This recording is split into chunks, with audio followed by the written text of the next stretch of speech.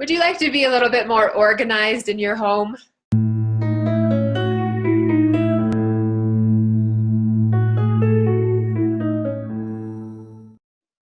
Welcome to the Intentional Living Project. It's the end of April, and I hope you're having fun looking at our whole newsletter, checking out our featured product, and just getting ready to embrace spring. I feel like spring is the perfect time for spring cleaning and kind of upgrading what we're doing in our home. So I'm so excited to bring to you today De-Clutter Coach Christine Kell, who is going to give us 4 simple steps to jumpstart getting organized in our homes. Hi, Christine. Thanks so much for being with us. Hi, Elena. Thanks for having me. It's good to be here. So, Christine, just to get started, could you tell us a little bit about your story and your journey and what's led you to doing this declutter work?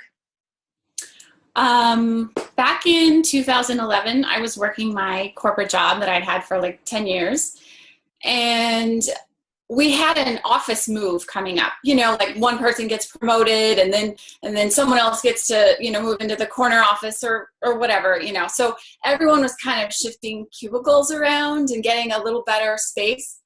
And a lot of people were freaked out about it. And I was all, this is easy, guys. We got this, and then I said that and they felt more relaxed and I thought, wow, I'm helping them not freak out about their big move. And then I found myself staying late working on the move when I maybe should have been doing my regular corporate work. And so I ended up leaving the corporate world and became a professional organizer.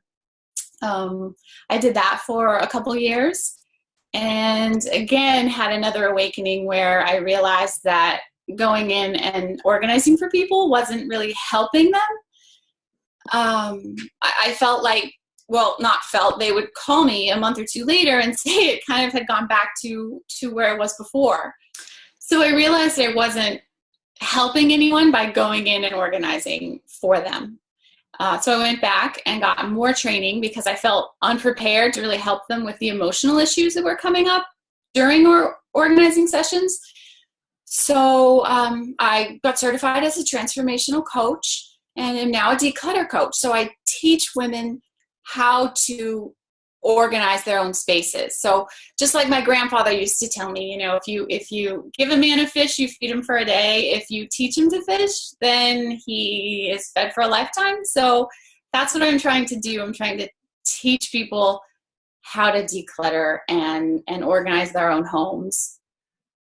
So, Christine, you mentioned this transition that you made from just being a personal organizer into helping people with decluttering. And what are you seeing? What's going on? Or what do you think is creating the clutter? I think that, I'm finding that we all have too much stuff. So it's not, I think a lot of people think they need to move to a bigger home or organize things, and they go to IKEA and they buy boxes that are going to help. But I discourage my clients from going to IKEA and buying a bunch of boxes and organizing shelves until they've really gone through their things and determined what in those things bring them joy. All of our things have energy, and it's good energy, it's bad energy. But it's all active energy. So people call me because they're feeling overwhelmed by their clutter and they can't concentrate. All the clutter around us it's like talking to us. It's noisy. And so we need to determine what it's saying to us. And then it'll be easy to know what to let go of and what to keep. I have a personal story about that I discovered about myself when I was studying feng shui. I was on a call with one of my mentors, and we were talking about a poster that I had. I had this poster forever. One of my brothers and I were really close when I was younger. And when he moved out, I inherited this poster. It was a gorilla, and it said, "Have a happy day" on it. And I'd had that poster and been hanging that poster since I inherited it from him when I was 12 years old. And I'd hung it from apartment to apartment, and it just reminded me of this great relationship. that we had. And then, but the backstory is that he and my mother had a huge falling out and estranged from the family for 20 years. And I was still hanging as a reminder of our closeness. But really what it was reminding me of, I discovered, was where we were now. So that poster had been talking negatively and bringing me down. And I hadn't really realized it until I got a little deeper about, how do you feel about that poster? My feng shui mentor asked. And I was like, and she was like, there you go. If you have to say, I don't know, it means it's not saying good things to you. So kind of look around your home and see what it's saying to you. Like what is each thing saying to you, and what memory do you have attached to it? And is it a good memory, or is it something that makes you sad? So that's something to think about as you're organizing and decluttering and getting rid of things, making space. I love this point that you make, that in order to really get organized, we need to do a little weeding out of things. You're really hitting home for me, because I am a classic organizer. Anytime I'm not sure what I should be doing, I turn to, I'm going to get organized. And what you're helping me realize is that oftentimes my organizing is really just moving stuff, taking one pile and creating a new pile, and maybe sticking one pile away so it feels like it's fresh, but it all comes right back. So I'm constantly doing the same thing over and over. That is so true. And in fact, I do say that a lot, is that a lot of people say, oh, I'm going to organize. And it's just moving stuff from one side of our home to the other. I actually had a dark period in about 15 years ago. I had a bad breakup, and I was living in a very chaotic environment for a while. And I'd always been organized my whole life. I had books and magazines and bills and my checkbook on the couch. I had like this much space for myself to sit on the couch. And then I was like buying things to make me happy, like shoes, and I was never inviting anyone over because, the living room was a mess and I was embarrassed. And that's the case with a lot of people who call me and need my help. They're kind of surrounding themselves with stuff. And then the way we sort of start to work is to find out why you're surrounding yourself with stuff. So, for me, it was a devastating breakup. So I didn't want to let anyone in, and I was protecting myself. And I think a lot of us protect ourselves and don't let people in. And that's an easy way to do it, to just say, well, I can't let anyone in because my place is a mess. And it protects us from getting hurt.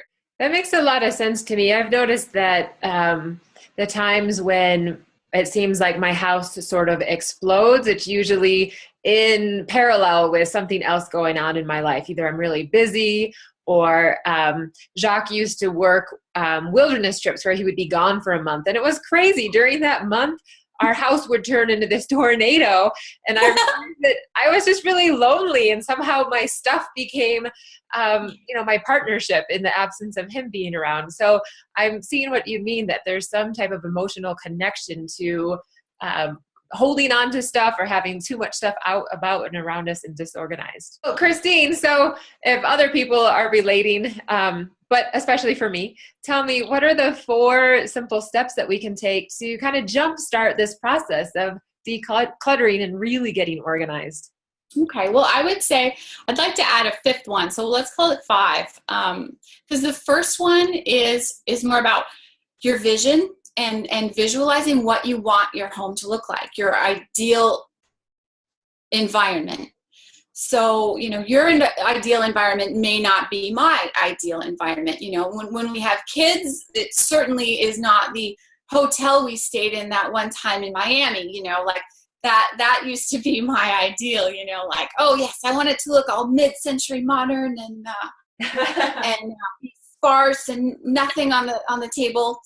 That's just not reality either. So you need to know what you want out of your home and how you want to feel in your home. So you really need to just sit quietly and kind of meditate on imagining your home with these things taken out of it, and how that feels for you. So just feel how you breathe, feel what you feel differently in your body. And a lot of times clients say that, you know, their stomach opens up, or this heaviness that they have in their chest is no longer there. And you know, they can see their dining room table and they can start eating off of it. So imagine yourself eating off of the dining room table.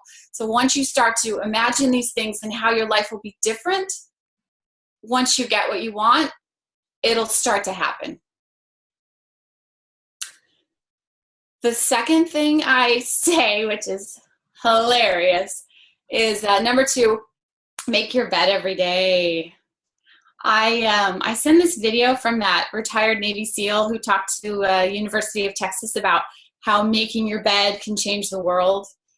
So on week 2 of my 90-day program, I send this video and then we talk about it afterwards. And usually they laugh. They're like, "That's crazy. That's stupid. Are you really telling me to make my bed every day? What are you, my mom?" You know?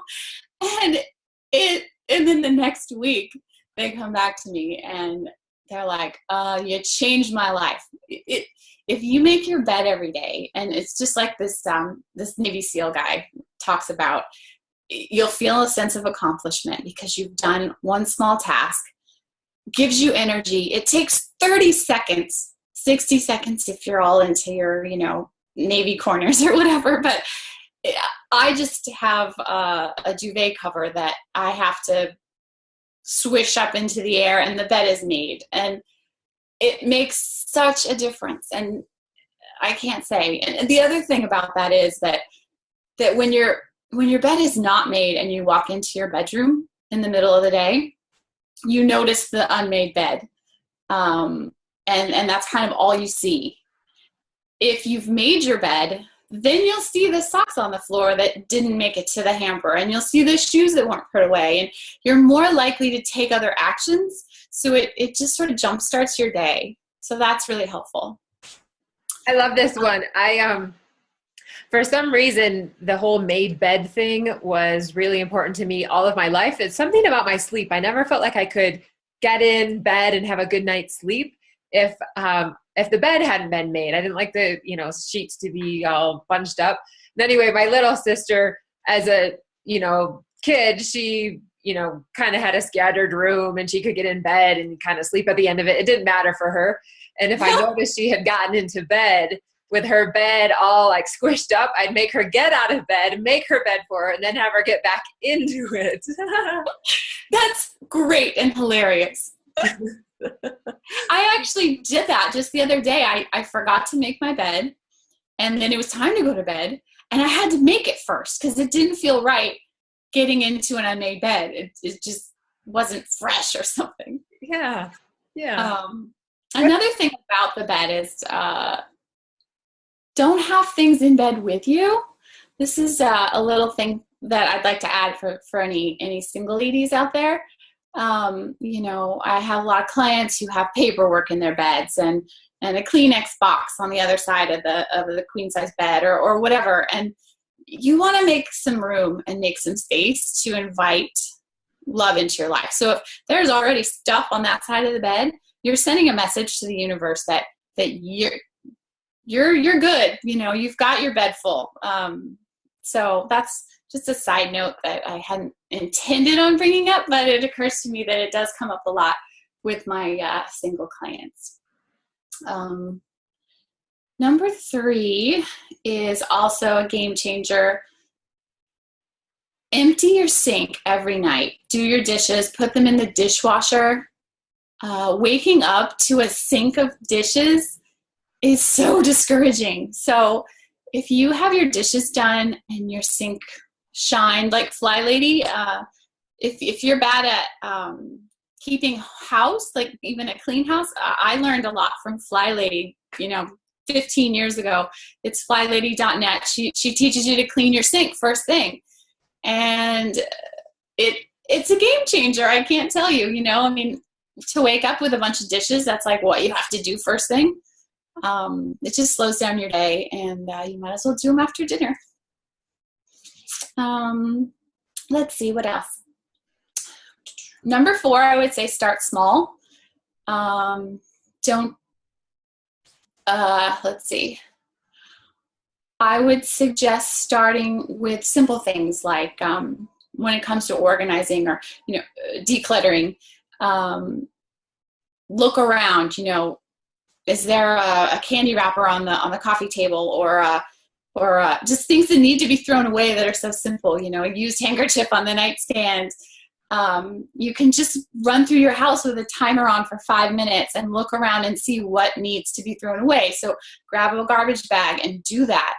Another way to start small and easy in terms of making space is to do clean out your how you say medicine cabinet. So that's one of the first sort of assignments I give, is to clean out your medicine cabinet. And again, they're like, what? You want me to go through my closet or whatever? But it's kind of like training for marathon. You want to start small and gain confidence, and then you'll learn how to do the big stuff. So the medicine cabinet is kind of easy because it has dates on it. It tells you if you should throw it away. Oh, did that aspirin expire? I don't want to die, so I think I'll throw that out.